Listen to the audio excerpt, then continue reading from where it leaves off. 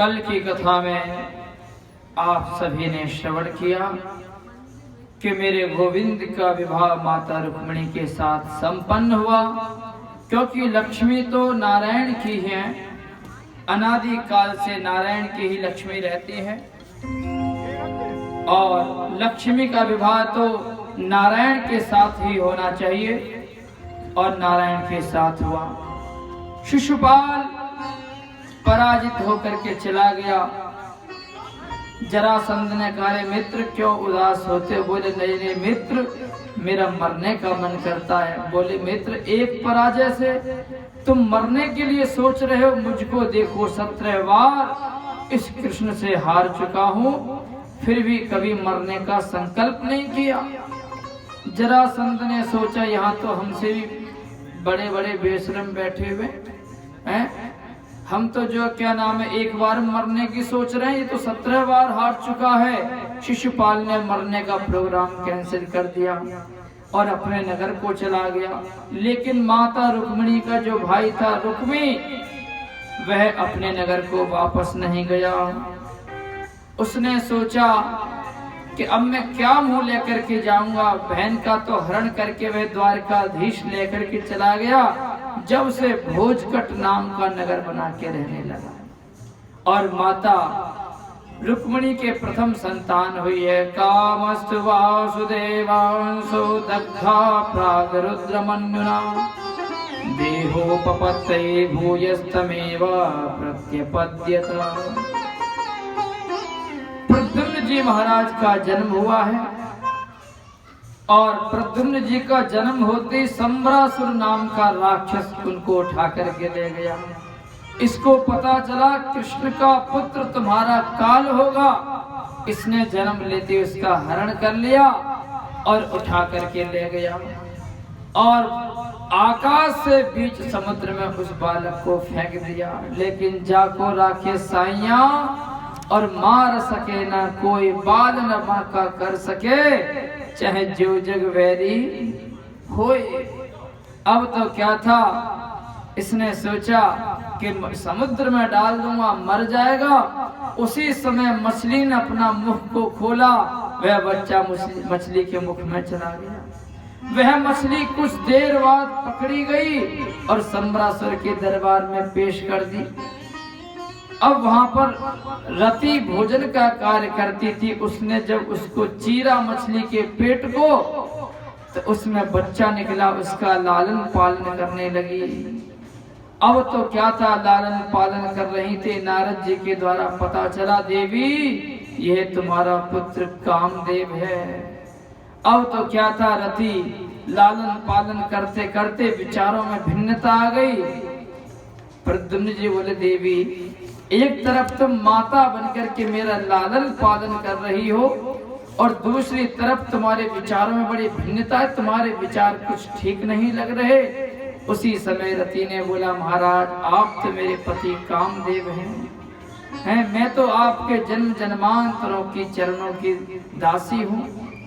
उस समय क्या हुआ, जब पता चला कि संबरासुर हरण करके लाया था, प्रद्युम्न जी महाराज ने संबरासुर का वध कर दिया और वध करके सीधे द्वारका की ओर लौटे।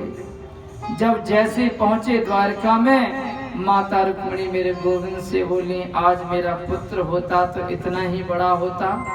उसी समय मेरे कन्हैया बोले, देवी ये तुम्हारा ये पुत्र प्रद्युम्न है, इसको हृदय से लगाओ और बहू का स्वागत करो।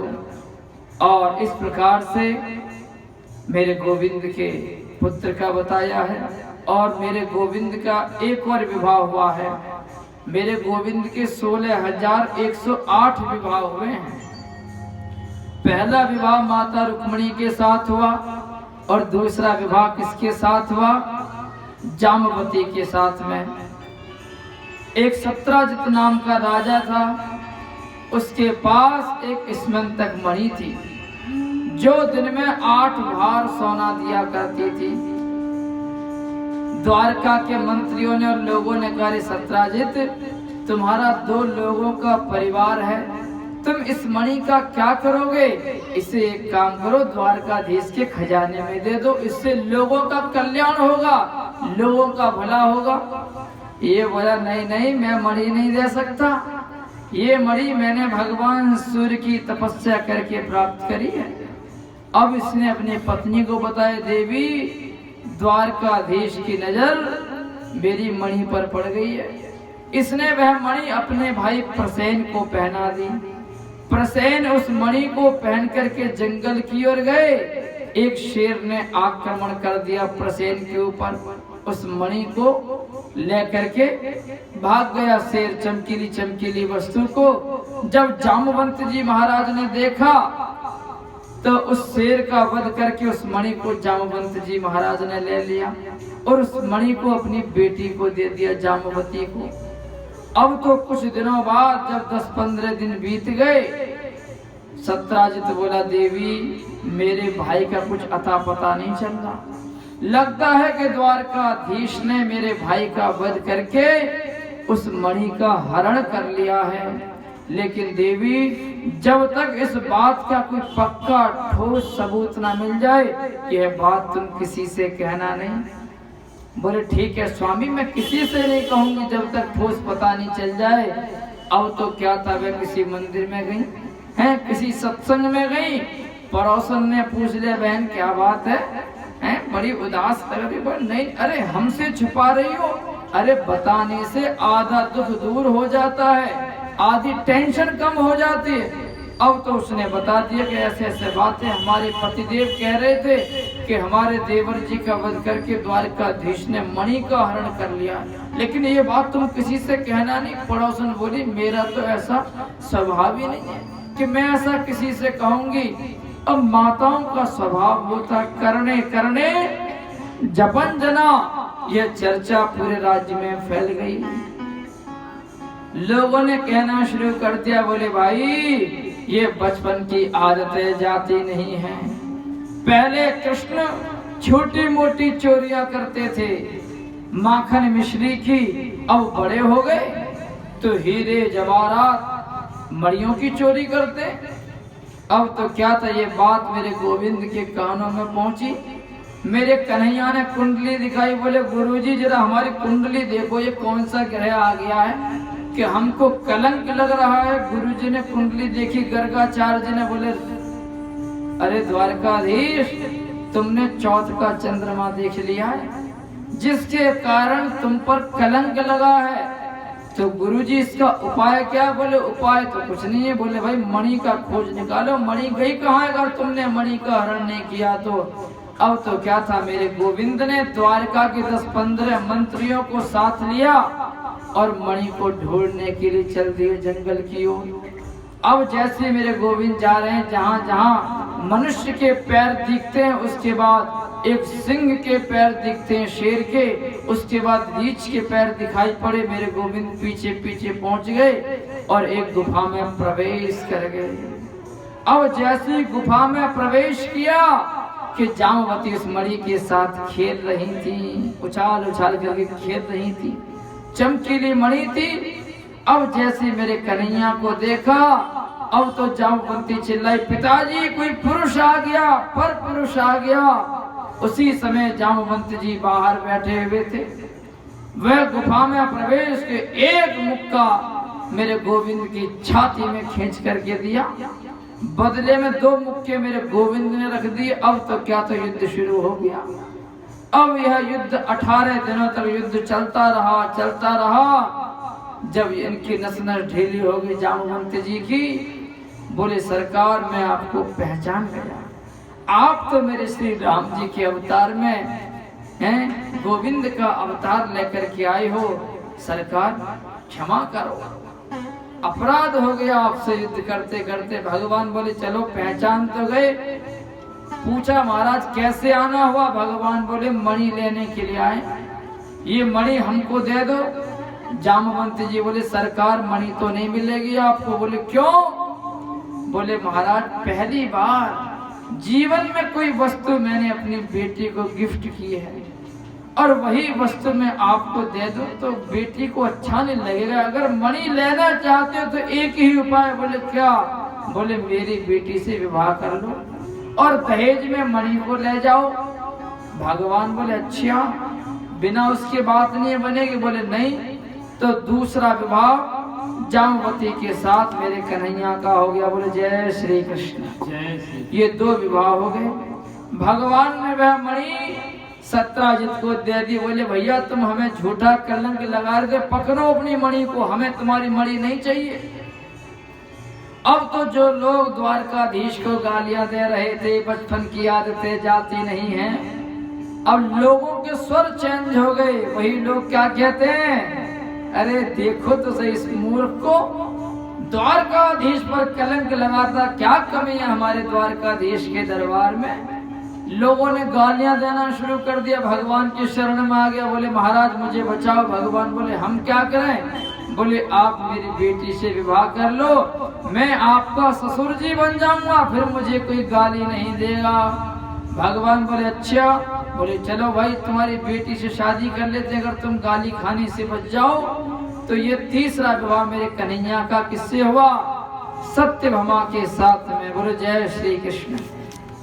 और मेरे एक विवाह मेरे गोविंद का हुआ है लक्ष्मणा के साथ, और 5वां विवाह हुआ है कालिंदी के साथ। एक दिन मेरे कन्हैया और अर्जुन दोनों यमुना के किनारे इंद्रप्रस्थ दिल्ली के तट पर जो यमुना जी वहां पर भ्रमण कर रहे थे।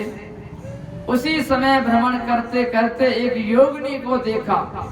मेरे कन्हैया बोले अर्जुन हमने योगी तो बहुत देखे तपस्या करते हुए, लेकिन योगिनी आज पहली बार देख रहे, जरा जाकर के पूछो तो सही ये इतनी घनघोर तपस्या किसके लिए चल रही है। अर्जुन आए। बोले देवी तुम्हारा परिचय क्या है और ये तपस्या तुम किसके लिए कर रही हो। उसी समय उसने अपना परिचय दिया। अहम देवस्य सवितुर दुहिता पतिमिच्छति विष्णुं वरेण्यं वरदं तपः परममास्थिता। बोले महाराज मैं सूर्य की पुत्री हूँ। अहम देवस्य सवितुर दुहिता पतिमिच्छति विष्णुं वरेण्यं वरदं तपः परममास्थिता। मैं भगवान विष्णु को पति के रूप में वर्ण करना चाहती हूँ, इसलिए तपस्या कर रही हूँ।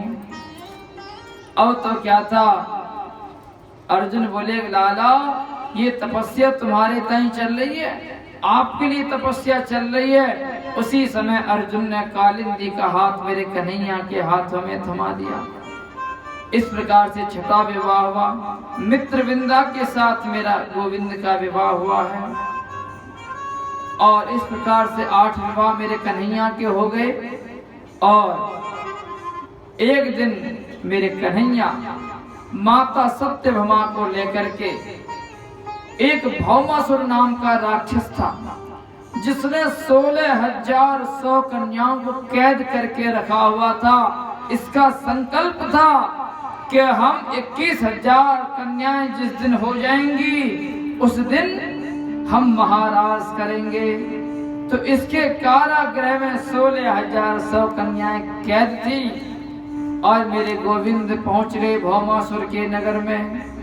अब तो इसने आक्रमण कर दिया, लेकिन मेरे गोविंद केवल अपना बचाव कर रहे हैं, इसको मार नहीं रहे। अब तो सत्यभामा बोली सरकार आप इस दुष्ट का वध क्यों नहीं करते। उसी समय मेरे गोविंद ने चक्र सुदर्शन लेकर के उस भौमासुर का उद्धार कर दिया, उसका वध कर दिया। ये भौमासुर कौन था, ये भूमि का पुत्र था। जिस समय भगवान वराह पृथ्वी माता को लेकर के आ रहे थे तो राक्षसों की दृष्टि पड़ने के कारण मेरे कन्हैया इसका वध करना चाहते थे, भूमि के पुत्र भौमासुर का। लेकिन माता पृथ्वी ने चरण पकड़ लिए, बोले सरकार जैसा भी है ये मेरा बेटा है, जब तक मैं न कह दूं तब तक आप इसका वध नहीं करोगे। और सत्यभामा भूमि का अवतार है। आज सत्यभामा ने कह दिया और मेरे गोविंद ने इसका वध कर दिया है। और 16,000 जो 100 कन्याएं थी उनको कारागृह से मुक्त किया। मेरे कन्हैया बोले देवियों अब तुम अपने अपने घर को जा सकती हो। तुम्हें किसी प्रकार का अब कोई भय नहीं है। सभी कन्याओं ने गर्दन नीचे कर ली, बोले सरकार हम अपने घर नहीं जा सकते। क्यों? बोले हमें अपनाएगा कौन? पहली बात तो ये सरकार, हमारे घर वाले हमको स्वीकार नहीं करेंगे, और हमारे अगर घर वालों ने स्वीकार कर भी लिया तो हमसे विवाह कौन करेगा? तो सरकार हमारे पास तो दो ही रास्ते हैं, या तो गलत रास्ते पर चले जाएं और या फिर आत्महत्या कर ले। भगवान बोले अगर तुम्हें कोई संकोच ना हो, कोई परेशानी ना हो, तो मैं तुम्हें स्वीकार करता हूँ। इस प्रकार से सभी 16,100 कन्याओं ने एक स्वर में स्वीकृति प्रदान करी, और मेरे कन्हैया ने उतने ही रूप बना करके सभी से विवाह कर लिया। बोलिए भक्त वत्सल भगवान की। अब देखो सभी कन्याओं से जितने भी मेरे गोविंद के विवाह हुए, सभी से 10-10 बेटा और 1-1 बेटी का जन्म हुआ। और इस प्रकार से मेरे गोविंद के जो पौत्र हैं, श्री प्रद्युम्न जी महाराज के जो पुत्र हैं श्री अनिरुद्ध जी महाराज, उनका श्री दुर्योधन ने बंदी बना लिया। और बलराम जी बोले कन्हैया तू चिंता ना कर, मैं जाता हूँ, दुर्योधन मेरा चेला है, मेरी बात को कभी नहीं ठुकराएगा। उसी समय श्री बलराम जी पहुंच गए दुर्योधन के पास। दुर्योधन ने स्वागत किया कि गदा युद्ध सीखा था बलराम जी से, गुरुजी मानता था। बलराम जी बोले दुर्योधन तुमने हमारे पौत्र को बंदी बना के रखा हुआ। बोले भाई, बोले गुरुजी उसने हरकत ही ऐसी करी। बोले क्या हरकत की है? बोले राजकुमारी पर दृष्टि डाली है उसने। अब तो क्या था, बलराम जी बोले अरे भाई दुर्योधन, अगर अनिरुद्ध तुम्हारी पुत्री से प्रेम करते तो शादी कर दो, दिक्कत क्या है, परेशानी क्या है? अब तो दुर्योधन बोला गुरुजी अपनी वाणी पर लगाम दो, धूल भी माथे से लगने की कोशिश कर रही है। बलराम जी बोले मूर्ख, तुझे मैं बताता हूँ। बलराम ने जैसे अपना हल उठाया तो सारी की सारी हस्तिनापुर नगरी बलराम जी के चरणों में नतमस्तक हो गई। इस प्रकार से अनिरुद्ध का विवाह बलराम जी करा कर के लाए दुर्योधन की बेटी लक्ष्मणा के साथ। बोलो जय श्री कृष्णा। एक दिन बाणासुर की पुत्री उषा ने स्वप्न देखा है, और स्वप्न में एक बड़े सुंदर राजकुमार का दर्शन किया, और दर्शन करके प्रातः काल उठी, अपनी सहेली से बताया बहन मैंने आज एक स्वप्न देखा है। बोले क्या स्वप्न देखा है? बोले मैंने एक सुंदर राजकुमार को सपने में देखा है, तू बहन उससे मेरा मिलन करा दे कैसे भी करके। और चित्रलेखा चित्र बनाती थी, बड़ी चित्रकला में बड़ी निपुण थी चित्रलेखा। उसने हिंदुस्तान के जितने भी राजा महाराजा थे सभी के चित्र बनाए, लेकिन उषा ने मना कर दिया। बोले ये भी नहीं है, बोले ये भी नहीं। उसने मेरे द्वारकाधीश का चित्र बनाया। बोले ये है, बोले हाँ कुछ कुछ शकल मिलती है। और चित्र बनाया प्रद्युम्न का, बोले हाँ इनसे भी थोड़ा मिलते लेकिन ये नहीं। और जैसे अनिरुद्ध का बनाया चित्र, बोले ये है, बोले हाँ यही है। उसी समय चित्रलेखा गई है और द्वारका से अनिरुद्ध का हरण करके लेकर के बाणासुर की पुत्री के भवन में विश्राम करा दिया। अब तो क्या था, उषा और अनिरुद्ध आपस में हंसी मजाक कर रहे थे। अब हंसने की आवाज एक सैनिक ने सुन ली। अब सैनिक जाकर के बोला महाराज कन्यायाम कुल दूषिता। बोले महाराज कन्या दूषित हो रही है, मैंने राजकुमारी के भवन से किसी पुरुष की आवाज सुनी है। अब तो इतना सुनते ही बाणासुर आ गया, और बाणासुर ने अनिरुद्ध को कैदी करके रख दिया, बंदी बना के डाल दिया कारागृह में। अब नारद जी द्वारका में पहुंचे। नारद जी ने सारा वृत्तांत बताया। बोले महाराज की जय हो।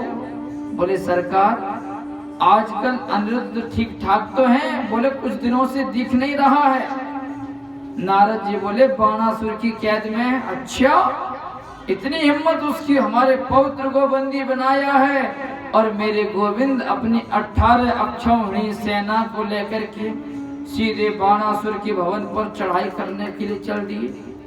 उसी समय बाणासुर मेरे बाबा अमरनाथ के चरणों में पहुंच गया, भगवान शिव के चरणों में पहुंच गया। बोले सरकार मेरी इज्जत आपके हाथों में है।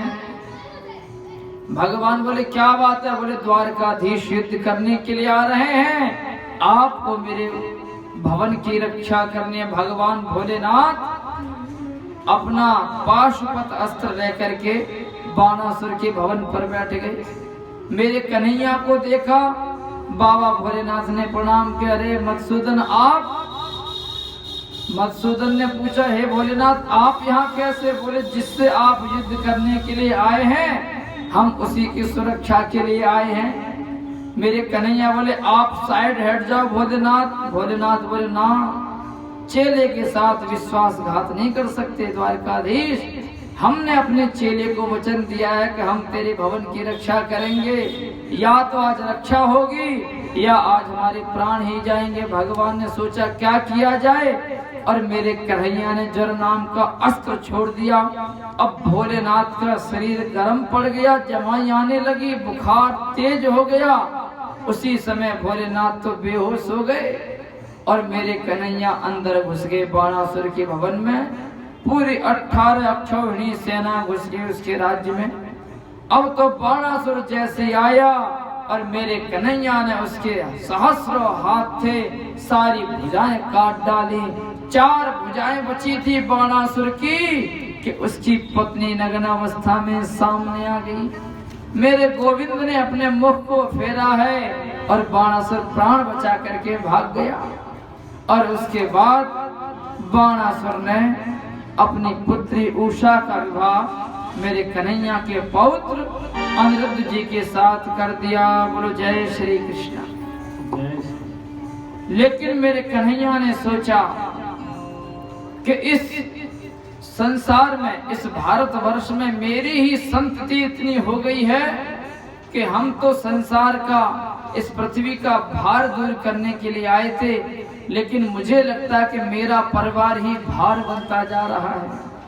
मेरे पुत्र कुछ नास्तिक होते जा रहे हैं। और मेरे कन्हैया अपने पुत्रों को जंगल में ले गए और जंगल में ले जा करके बोले चलो पुत्रों आज तुम्हें जंगल भ्रमण करा करके आते हैं।